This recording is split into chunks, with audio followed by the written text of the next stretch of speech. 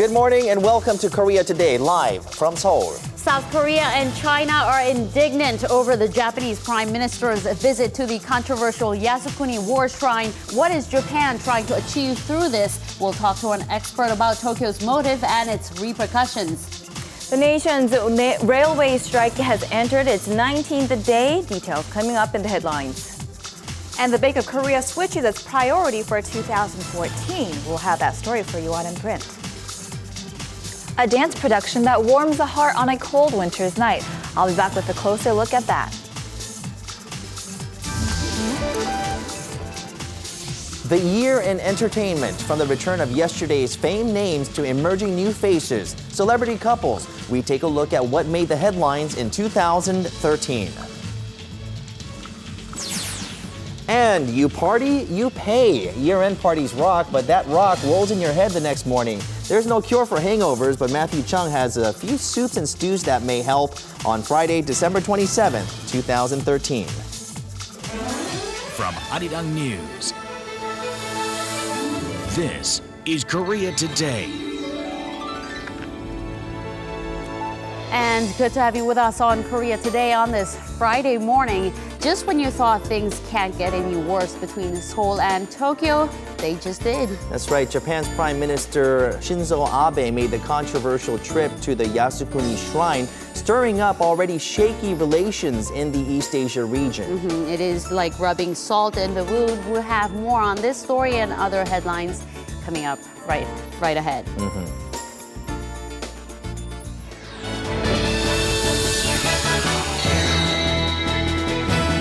Japanese Prime Minister Shinzo Abe, as mentioned, marked his first anniversary in office by visiting the controversial Yasukuni Shrine in Tokyo. It's the first time a sitting prime minister has visited the shrine since Junichiro Koizumi's visit in 2006. The Korean government was quick to respond.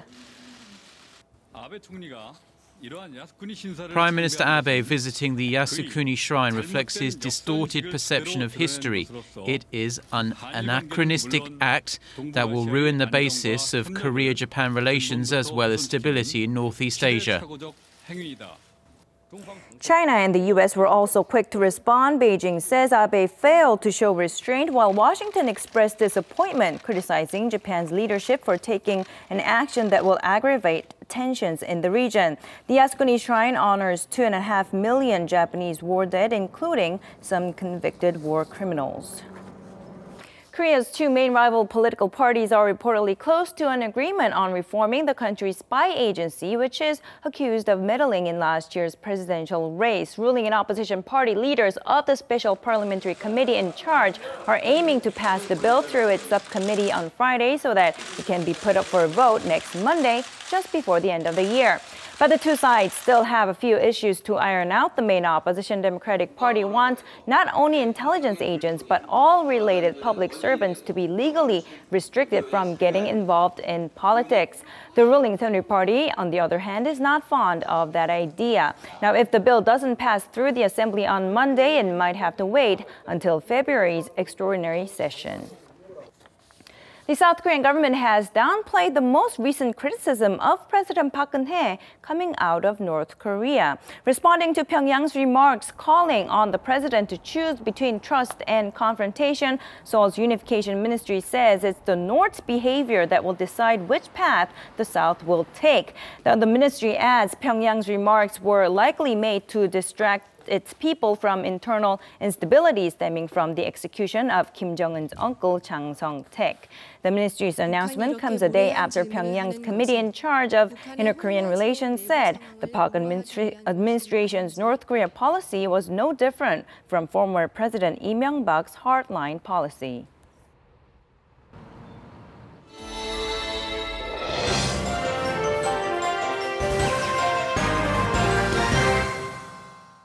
And happy Friday, everyone. Time for a swift look through your newspaper headlines. Despite the railway union's notable return to the negotiating table, the news dominating the front pages today is Japanese Prime Minister Shinzo Abe's controversial Yasukuni Shrine visit. As you can see, our Business Daily treats it as a top story as well. Let's go ahead and launch today's in print with a look at the front page of 동아일보.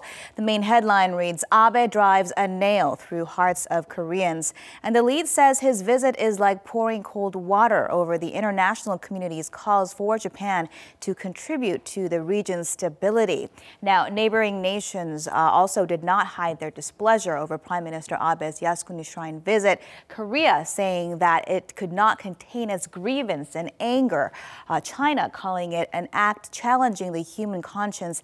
And the U.S., which had been seen as sharing a closer relations with Tokyo, expressing its disappointment over what would aggravate an already tense situation. Meanwhile, the paper says summit talks between Seoul and Tokyo is unlikely for a while, and even vice ministerial level meetings that had been in the works are likely to take a hit from this diplomatic gaffe. Now let's go ahead and take a quick look at some of the other headlines. 중앙일보 headline describing Korea-Japan relations as now being at the edge of a cliff. 조선일보 saying that Abe crossed the line, and over at Gyeongyang Shinmun has a headline calling the shrine visit Abe's reckless dash.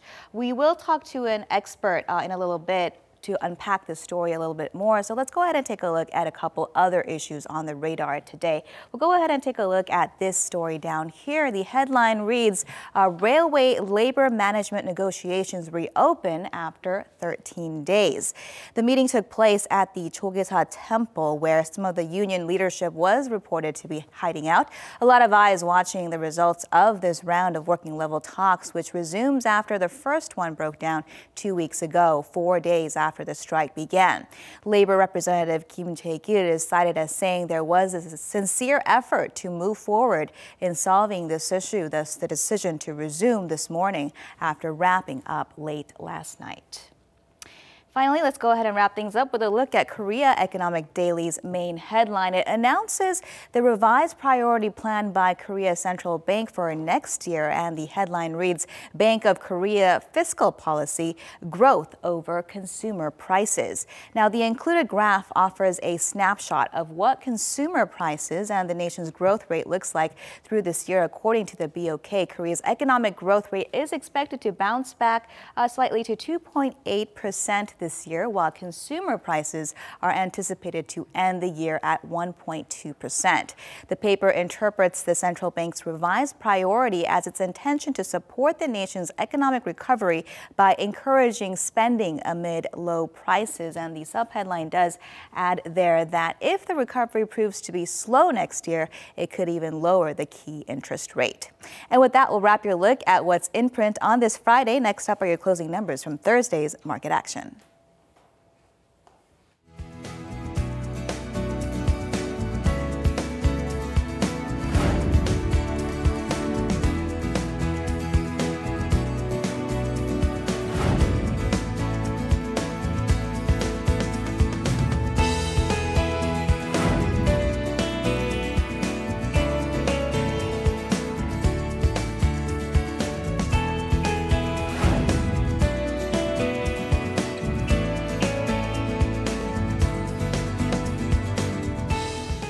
Japan's Prime Minister Shinzo Abe made the hawkish visit to the controversial Yasukuni Shrine, which enshrines Japan's war dead as well as its Class A war criminals. Now, Seoul has called this act deplorable and Beijing absolutely unacceptable. For an in-depth analysis of Japan's recent move, we're now joined on the line by Professor Lee Jung-hoon from Yonsei University's Graduate School of International Studies. Good morning, Professor. Good morning. Let's start with the why. Prime Minister Abe had been focusing his attention on reviving the economy, and this visit is making many concerned, maybe that he is shifting his focus to maybe more of a nationalist agenda. Why is he doing this now? Well, I think it goes in line with his new identity and the new identity that he's trying to find for Japan, and it has worked very well. His popularity rate is quite high. It's almost like 55%, and that's not just based on his nationalist agenda. Of course, that also has to do with the Abenomics, as you've mentioned. But it is about a new Japan, strong and confident Japan, and he feels that, especially in light of the rise in China and the Chinese flexing its muscles, particularly the row over the Senkaku Islands, it gives a really good opportunity for Prime Minister Abe to push for this kind of agenda. Okay, Professor, it seems that there were some that were saying maybe a vice ministerial meeting between Korea and Japan might have been possible, but it doesn't seem like it's going to materialize anytime soon. And neither will a summit. A summit seems to be out of reach as well. Now, what are your thoughts on this? How can relations between Korea and Japan be repaired at this point? Okay, that's a tough question. But as you just mentioned, I think the vice ministerial level, strategic dialogue was being planned for, next month. That doesn't seem like it's possible, and the worst may not be over because in February, the Japanese government may be doing some kind of celebration over the Takeshima Day, which of course is their name for Tokdo. And then in March, there's also a review of their textbook, where there may be some issues that might aggravate the situation as well. So it doesn't look like. I mean, even without all this, a summit might have been a long shot, but that doesn't seem like it might be happening anytime soon. And in fact, I mean, some experts are predicting that. Things might not get better until the end of the Abe's tenure, which is 2016. So it just gives you a sense of how really at the bottom the bilateral relations is at this juncture. How do we get through this? We still have to make an effort, and I'm afraid that the United States, whether it likes it or not, because it's dealing with its two most important allies in Asia, has to intervene even in a behind the door effort to bring the Japan and Korea component back into a stable mode in the Northeast Asia region. So I believe the U.S. role is very important here. Right. And speaking of the U.S., Washington has expressed its disappointment over this. And the Wall Street Journal quoted an expert saying that the U.S. may be getting frustrated with Mr. Abe, who is just obsessed with history issues. Now, how does this change the dynamics among Korea, the U.S., China, and Japan?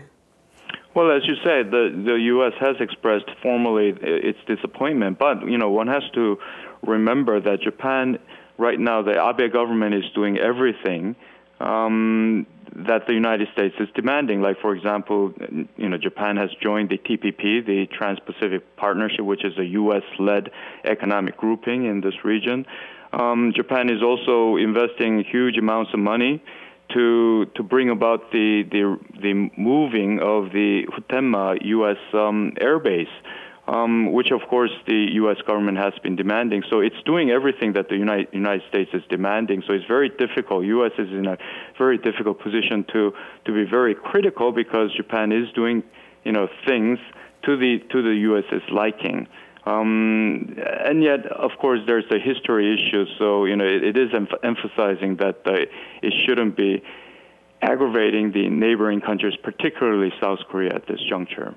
Well, it does seem that there is cooperation between Japan and the U.S., but with disregard for its neighbors here in Korea as well as China. That's right. A lot of diplomatic mess to be untangled there. Thank you, Professor Lee Jung-hoon, for your time this morning. You're welcome. That was Professor Lee Jung-hoon from Yonsei University's Graduate School of International Studies. And it's 7:15 a.m. and now we're going to get a look at your weather for this Friday. Lee Dami joins us from Hwanaku, Seoul. Good morning to you, Dami. Good morning. Good morning, everyone. Today I'm reporting live from Kwanakgu, Seoul. Now, today is a Friday, and I am glad. However, but my oh my, is the weather frightful outside. Right now, it is negative 8.3 degrees Celsius, but with the sharp gale winds blowing our way, our body temperatures are going to feel much colder. All I can say is be prepared. Make sure to bundle yourselves up on your morning commutes. Now, here in Seoul, we are going to have clear conditions throughout the day. However, over down south in the mountainous areas of Jeju Island, it looks like there's going to be quite some snow piling up, as much to 15 centimeters. Now, this cold snap is going to reach its peak over the weekend, so you may want to make some indoor plans for this weekend. Let's go ahead and take a look at the weather around the peninsula. Here in Seoul, highs won't exceed sub-zero levels at -2, Daejeon at 1, Daegu at 4, Gangneung at 3, Busan the warmest at 6, Gwangju at 2, and Jeju at 4 degrees. Now, it looks like weather conditions are going to grow milder sometime early next week, so hang on until then. That's all I have for the weather. I'll be back in the latter half.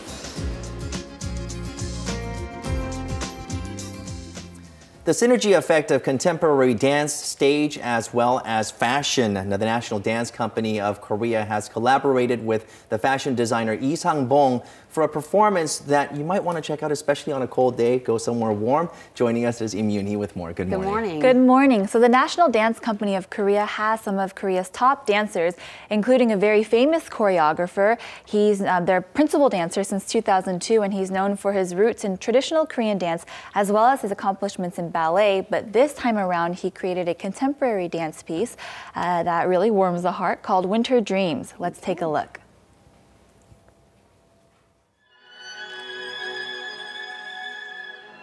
One man's forgotten dreams are another man's future. Long ago, this man aspired to be a great dancer. But it isn't until a cold winter's dream, where he recalls his forgotten passions. This stage takes a man back in time as he relives his earlier days of dancing, showing how dreams can be forgotten but never lost. Something everyone everywhere can relate to. The idea of a dream can be applied to anyone, both young and old. So instead of difficult themes, I wanted to create something everyone can relate to. Because it's the end of the year, instead of something difficult to understand that only dancers know, we used common themes. Acclaimed for his unique choreography, Lee Jung-yoon has held the role of principal dancer at the National Dance Company of Korea for over 10 years. This time around, he is both choreographer and lead dancer, as he lays on a glittery red arrow that serves as a bridge to his dreams. The dancers blur the perimeters of the stage by going on and off and back and forth from the dream to reality. They synchronize their movements, expressing their emotions across the circular stage. When we made the stage, we didn't want it to be very high. It's very special because it reflects the personalities of the audience and dancers. It's the stage of our lives and of our dreams. So for these young dancers, it can mean something completely different than what it meant for my life. The costumes here play just as important of a role as the choreography. The sheer materials expose the silhouettes of the dancers, and the pleats of the skirt give a romantic vibe while maintaining modernity. These are stylistic of famous fashion designer Lee Sang-bong, who carefully picked out every shape, color, and cut for these costumes. At one point, the dancers all wear trench coats, with the occasional glimpse of a vibrant color inside, suggesting a hidden dream. But suddenly, the coats are flipped inside out, revealing a rainbow of colors and the passions of each of the dancers. On the stage and even in the practice room, these dancers are vigorously pursuing their dreams. But each of these people have lives outside of this. They also live normal lives. So I designed these clothes, like this trench coat, that shows the two sides of these people. The sheer pleated skirt is similar and shows the difference between their everyday lives and the passion that's inside of them. And while one dancer brings years of experience, the others have come to this stage looking to learn from their predecessor. They are all aspiring to be professionals, with a unique opportunity to work with a legend. And the character they represent within the performance is not too far from their reality. These interns are the young dancer, looking to pursue their own dreams. I look into a mirror alone while practicing, and I see the character of this performance reflecting the same feelings and desires as myself. Our mentor has given this choreography, which has so much potential to demonstrate all these emotions. I feel like if I do a good job dancing, it will make the performance more successful. And similar to when a dream comes to an abrupt end, this performance draws to a close. The struggles of a young dancer are not ones to take lightly. And after being illustrated on this stage, the dancers themselves will have experiences to take home with them as they continue to pursue their own dreams.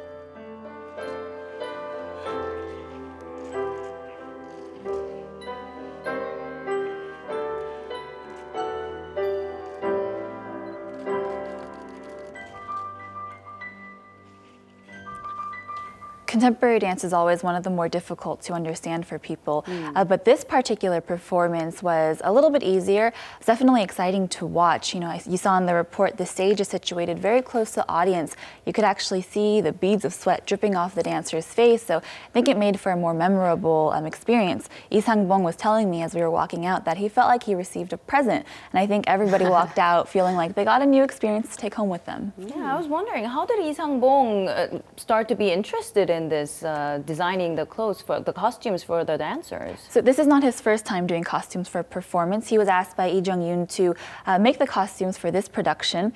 And he is actually a very famous, world-renowned fashion designer. Of course. His works are worn by a few stars in Hollywood, even our own President Park Geun-hye.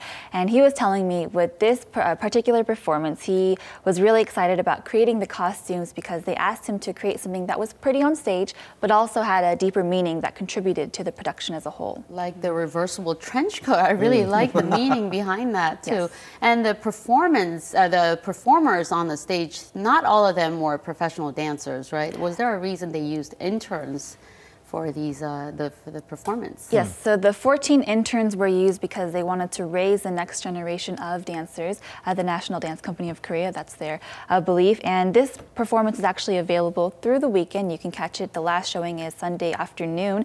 You can find all the information on their website as well as tickets and show times.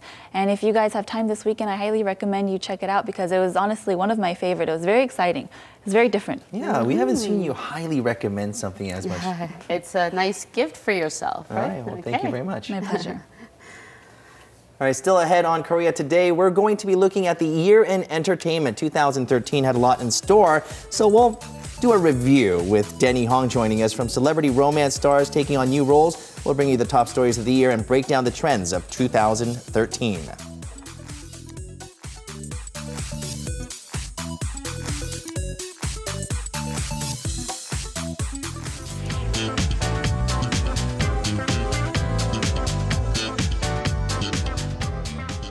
And 2013 didn't just have the hottest entertainment stories, as we're going to find out later on, but also in fashion, there was a lot of news. There are a lot of celebrities, but not everyone wins the title of a fashion icon. In fact, there are many fashion terrorists as well. So who were the fashionistas, celebrity fashionistas for the year 2013? Find out the answers in this report. Where there is fashion, there are also celebrities. It's no exaggeration to say that top stars are like walking billboards showing off the latest trends.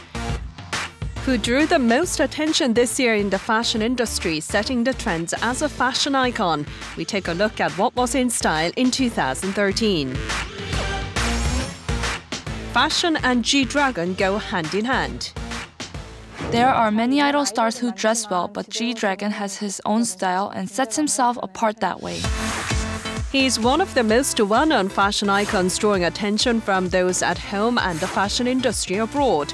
US magazine Complex ranks him as 4th place in its top 15 of the year, ahead of Justin Timberlake and David Beckham. He was also featured on the cover of Vogue Italia, becoming a new trend leader. 스타일 아이콘으로서 앞으로 더 문화의 발전에 기여할 수 있는 음악 그리고 무대 선보이겠고요. He throws out the ordinary and this year embraced mix and match fashion. G-Dragon, instead of being self-conscious about his ultra-slim body, turns it into a unique way of expressing his style. Added to his casual look are hats, rings, necklaces, sunglasses and more that create an off-the-wall style, a true mix and match of his own kind, leading some to even call this look the GD style. He's also not shy to embrace women's clothes, showing off a genderless beauty. Another fashion icon this year was Clara, who brought out not a fresh but shocking look. Her baseball leggings are far from skin-bearing but revealing as can be when she signed up to throw in a ceremonial pitch. With her head-spinning style on mount, it has come to symbolize her and has led to an evolution in leggings. Clara raised her value exponentially with her look during her ceremonial pitch. Also, having lived overseas, she's receiving a lot of popularity from her fans with her confidence in her sexy looks and style.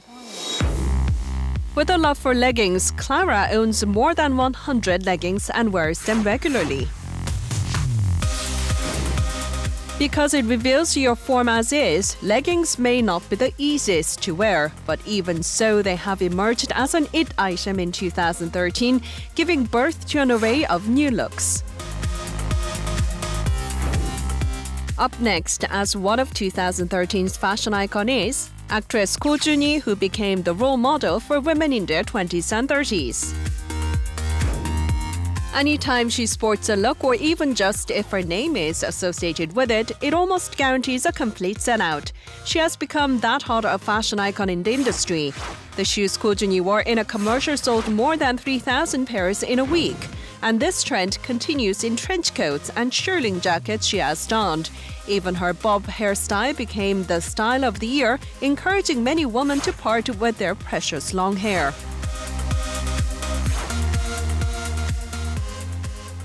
Wearing Letterman jackets popular with men or shearling jackets and sweatshirts in a mix and matched look. Ko Junhee has created popular trends because she is quite tall and can take on many different styles. She has become a fashion icon.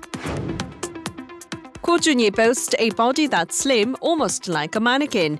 The reason why she's so popular with other women is her trendy but detailed-oriented look that doesn't go overboard. With more tomboyish rider jackets or denim jackets, she favored pairing them with floral passions or feminine looks. While with something as simple as a trench coat, she matched up collar backs to create a clean but stylish look. Then what are some of the most popular looks this year embraced by these stars? The top trend of 2013 was bearing the covered up. For men, it was a rolled cuff epidemic with rolled up pants revealing the ankles, conventionally hidden from sight. For women, the crop tops revealing the waistline in style. Many female celebrities also honed in on perfecting their abs with various workouts, creating a sexy and graceful look, perfect for short tops. But even as a star, you don't always get it right in style. We take a look at some of the fashion mishaps from 2013. At film festivals or awards ceremonies, some female celebrities went a bit too far in their baring their skin, and this wasn't well received. There was overly skin-bearing outfits or too many accessories and excessive styling that caused people to shake their heads. Soyeon from Girls' Generation was always lagging behind at number 9 when it comes to fashion. She has evolved over the years, but maybe she tried just a little bit too hard. Her style at a recent fashion show event generated a lot of gossip. She wore a daring sheer black dress, but the odd length of it made her legs look short and her head-to-toe black styling was considered boring. On top of that, her hair, which looked like it was not quite done, helped her win a bad name in fashion this year. The difference between a best and worst dresser is not that big. So hopefully we'll see some impressive and improved styles in the new year.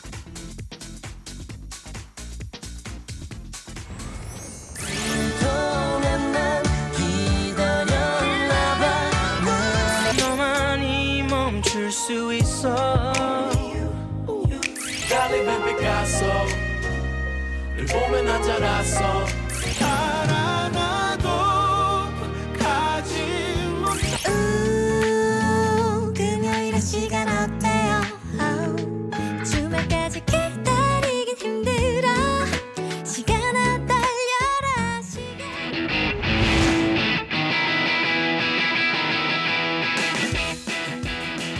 2013 in entertainment had a lot of news in store, especially couples going public saying that they are dating. Denny Hong joins us with everything, a wrap-up on 2013. Good morning. Good morning. Good morning. And you're right, there was a lot of different news, both good and bad, of course, for 2013. Celebrity romances won, emerging multi-talented stars, as well as some bad news, including some gambling scandals, as well as celebrities in the military, too. So let's take a look at the wrap-up for 2013, what made the headlines.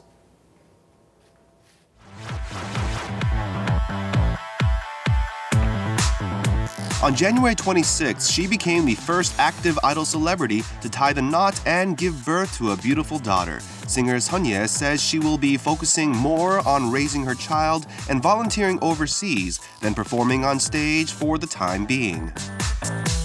많이 축복해 주셔서 감사드리고요. 잘 살겠습니다. And on September 1st, the K-pop queen Lee Hyori tied the knot with musician Lee Sang-soon, sending waves across the entertainment industry. Instead of a fancy, extravagant wedding, the two held a private ceremony with family members on Jeju Island, which received a lot of praise. Romance rumors for idol singers also continued on throughout the year. One of the most shocking was FX's Seolli and the hip-hop group dynamic duo's Cheja's dating. Not many expected the 20-year-old singer to pair up with the 34-year-old hip-hop musician. The two said they are simply close friends, but the news became one of the hottest stories in the industry. Korea's sweetheart Suji from girl group Miss A was also captured out with model Seongjun, breaking the hearts of her many male fans. And IU was also spotted at a movie theater with actor Lee Hyun-woo, who she got closer with while hosting a music radio show. There was also SHINee's Onyu and After School's Jung-ah, Girls' Generation's Soo-young and actor Jung Kyung-ho, 동방신기's Chaegang Changmin and FX's Victoria, Miss A's Jia and EXO's Tao, G-Dragon and China's top star Angela Baby. In the endless flood of rumors, most stories ended with not-so-convincing rebuttals, saying that they are simply good friends. But some actually did go public with their budding romances. This story opened the year's celebrity gossip. K-pop star Rain and actress Kim Tae-hee, despite being at the top ranks of the celebrity market, made their dating official. Tiara's Hoyeon and Oh Jung-hyuk also left a good impression for going public. Actress Moon Gun-young, a favorite among many, and Kim Bum, who starred together in the drama Goddess of Fire Jeongi, did not shy away from acknowledging their relationship. And there's a reason for why more celebrities are going public with their romance. Since the paparazzi culture became more prominent, stars are more easily going public with their relationships. And after doing, they seem to be taking more liberty in dating, so that seems to have created a more positive image.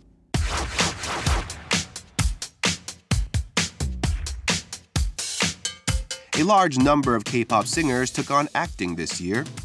From Miss A's Suji, who starred in the movie Architecture 101, to 2PM's Ok Tae-hyun, many idol singers stepped into dramas or movie sets this year. Especially with the Hallyu movement, the entertainment market is expanding. So that's why we're seeing this phenomenon. In the drama The Heirs, which recently came to an end, FX's Crystal, CN Blues, Kang Min-hyuk, and Jea's Park Hyung-sik were all cast, broadening their stage for acting. This year was not only K-pop singers, but also model-turned-actors who made a splash as multi-entertainers. Lee Jong-seok from I Hear Your Voice and No Breath, and Kim Woo-bin from The Heirs and the movie Friends 2 led this trend, emerging as some of the leading stars this year. And Kim Young-kwang, Lee Soo-hyuk, and Sung-joon also joined in on the scene. With their model-esque perfect physique and great taste for style, these model-turned-actors captivate the audience with their individuality and persuasive acting. It's not far off to say that versatility is now one of the keys to success in the entertainment industry.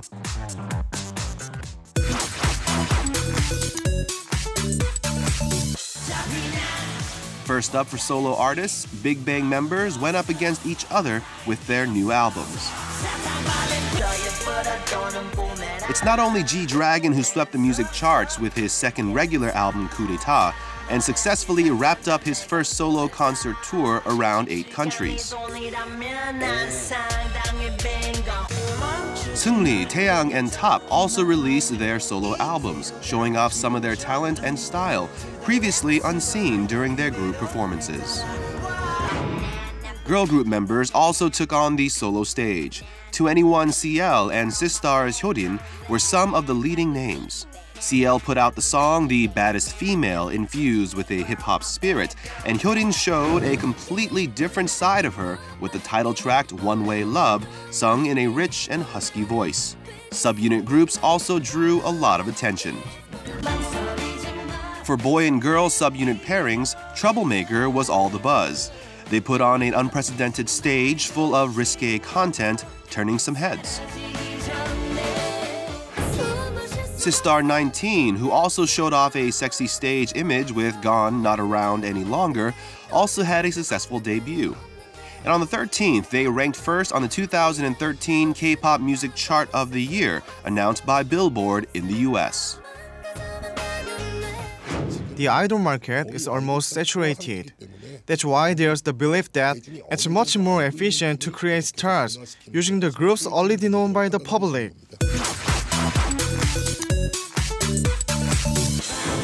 The trend kicked off with the king of Korea's music scene, Jo Young-pil, who released his 19th album, Hello, the first record he put out in a decade. It was also in movies and dramas that top stars made their comeback, Chung Woo-sung and Lee Jung-jae. In the movie Cold Eyes, Chung Woo-sung, who played the bad guy for the first time in his acting career, received praise for his emotionally charged performance. And Lee Jung-jae, who played the role of Soo-young Taegun in the box office hit The Face Reader, placed his name up on the Cheongyang Movie Awards as Best Supporting Actor for the first time in 14 years. There's also Jeon Ji-hyun, who returned to the Korean drama scene for the first time in 14 years in You Came From the Stars. The drama, in its initial stages of airing, has already been well received. Because the fan base is mostly those in their 30s who have jobs and make a living. We are seeing them showing a preference for stars that they are familiar with and like. The year 2013 was busy with new trends and head-turning stories, and stay tuned for more of the hottest K-entertainment stories next year. Denny, you left out perhaps the biggest wedding, celebrity wedding of the year, actor Lee Byung-hun and actress Lee Min-jung's wedding. It was pretty huge. That's true. I couldn't say everything in the course of the report. There's a lot of stuff that did happen. When it comes to celebrity romances, there's even more stuff that came out in the past couple of weeks, too. So we have So Ji-sup, who is reported to be dating after school's Ju-yeon, but of course the rumors have not been confirmed yet, as most of these cases are. Also, Bae Young-joon is been reported as recently dating a corporate executive's daughter. And that one we got to look out for. Obviously, we want to respect their privacy a little bit more too. I know they were concerned about that since she's not in the limelight herself, and so I think that's something to look forward to as well. Some news there, and yeah, a lot of big things are happening this year.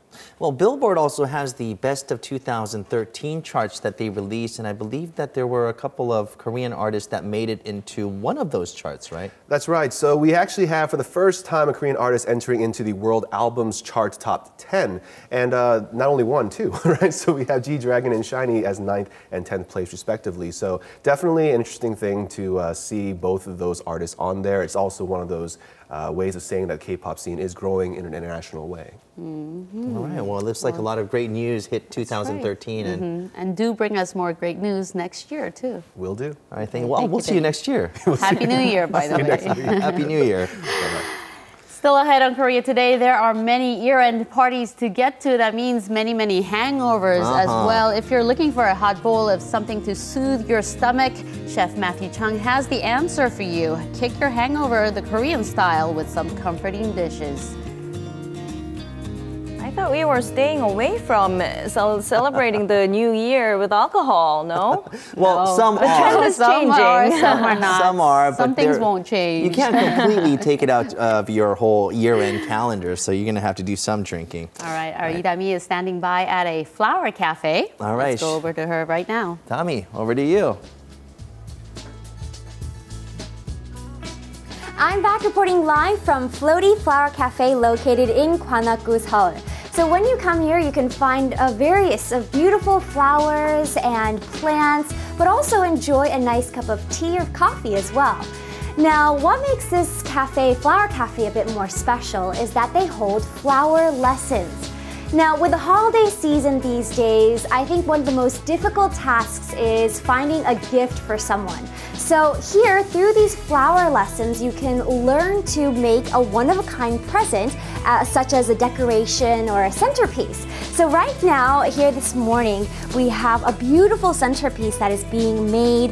We have like a cotton plant, a ranunculus, and also some narcissus, which are both flowers that blossom in the winter time. So with this one centerpiece, it really changes the ambiance. It kind of gives a warm, cozy feeling with this one, but it also can make a bit of a romantic setting as well. So this year with the holiday season, why not make your own one-of-a-kind present for your loved ones or for yourself to decorate your homes and change the atmosphere just a little bit. That's all I have for now. I'm Idami, Korea Today.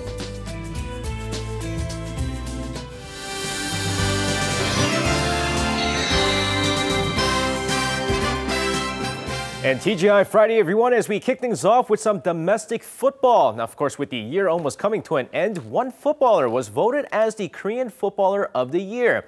Now, with 2,776 online votes coming in, Lee Chung-young of the Bolton Wanderers received 49.3% of the votes and was named the 2013 Player of the Year. The midfielder came back from a huge leg injury and helped Korea qualify for the World Cup. Meanwhile, Son Heung-min finished second in the voting with K-League Classics MVP Kim Shin-wook coming in second. Now, fans have also voted the recent Korea-Switzerland friendly as the match of the year. And staying with football, the future of Korean football gets brighter and brighter as 15-year-old Lee Seung-woo continues to shine with the Barcelona youth team. And it turns out he'll be playing with the team for another 5 years. Now, Lee Seung-woo, who's nicknamed Little Messi, has signed a 5-year extension with Barcelona that will keep him in the club until he's 20. By staying with the club, the striker has a chance to make the A-team as well, hoping to continue his success going into the 2017 U20 World Cup in Korea, followed by the 2018 World Cup. Now, several English teams were after the young talent before deciding to stay in Spain. And finishing things off with Thursday night's KBL action, we had one game take place last night as the Goyang Orions took on the struggling Wonju Dongbu Promi. Now, first quarter of the game, 7 different Dongbu players scoring in the quarter as Dongbu takes a 25-17 lead after the first quarter before going into halftime with a comfortable 44-37 lead. The Orions trying to rally back in this game as Kim Dong-wook will put up game-high 20 points in the game, but Dongbu continues to press hard as they hang on to take this game 89-79. And that's going to wrap it up for me. This has been SJ. Have a great weekend, everyone, and see you guys again for your sports needs. The end of the year is fast approaching. And as we look back to all the happenings of 2013, what are some moments or events that stand out? Well, we want to know. So send us your pictures or videos of this past year to Korea Today at arirang.co.kr, and we could possibly select them and show them on air on December 31st. Include your name, brief description of what you're sending, including the city and country of where your photo or video was taken. The deadline is December 29th, so send your captured moments soon.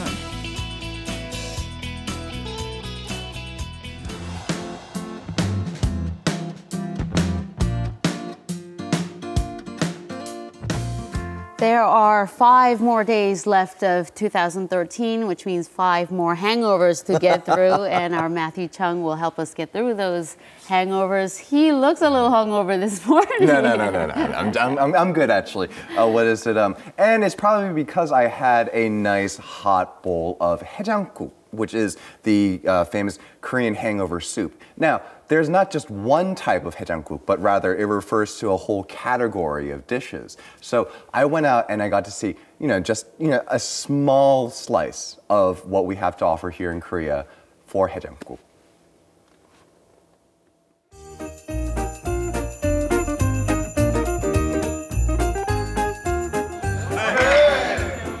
All right, so it's the end of the year, so it means one thing here in Korea. End of the year parties, or 연말 party. But sometimes it can get a little out of hand. And just in the case your holidays are a little too merry, we have something for you. haejangkuk. It's a hangover soup. And trust me, no matter what you go through the night before, this will cure it. Actually, I think I'm nearly there. Cheers, guys.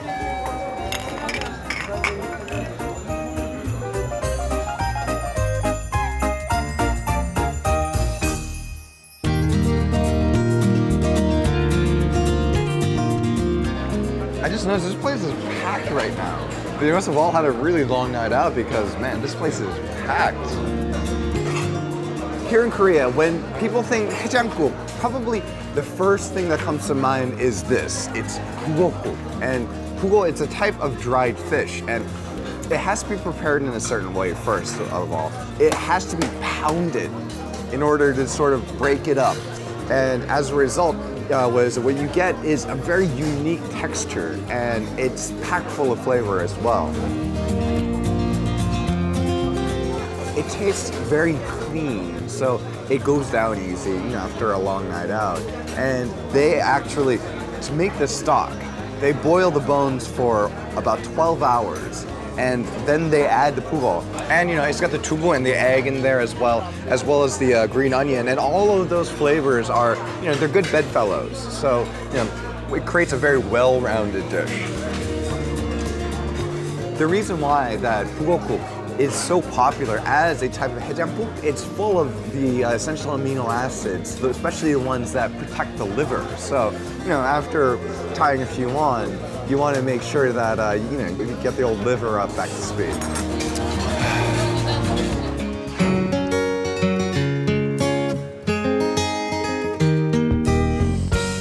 Oh, now this is what you want to wake up to.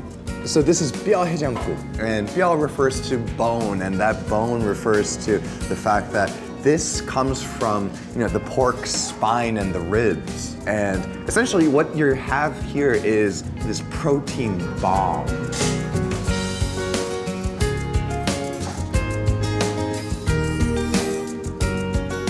Oh man, it's braised to perfection. It just melted right off.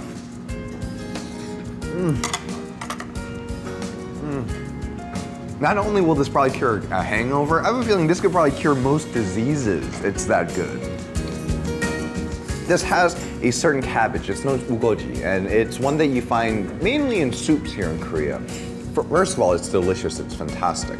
But second, it's full of all these micro and macronutrients that you need to sort of, again, get you back up to 100%.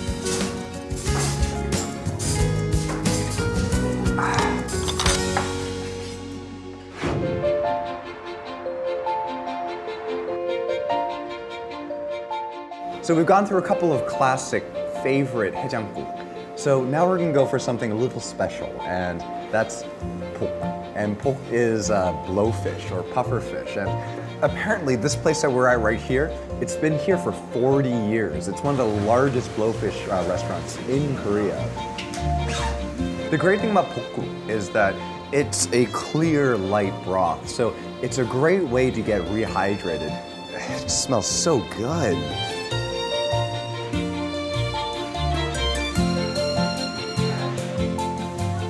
It's, oddly enough, the word that comes to mind when you taste this is sweet. It's not sugary or anything. Don't get that idea. There's no honey or anything added to this. It's a natural sweetness, and a lot of that comes from the 콩나물, the bean sprouts, and the minari, which are also great sort of hangover-fighting ingredients.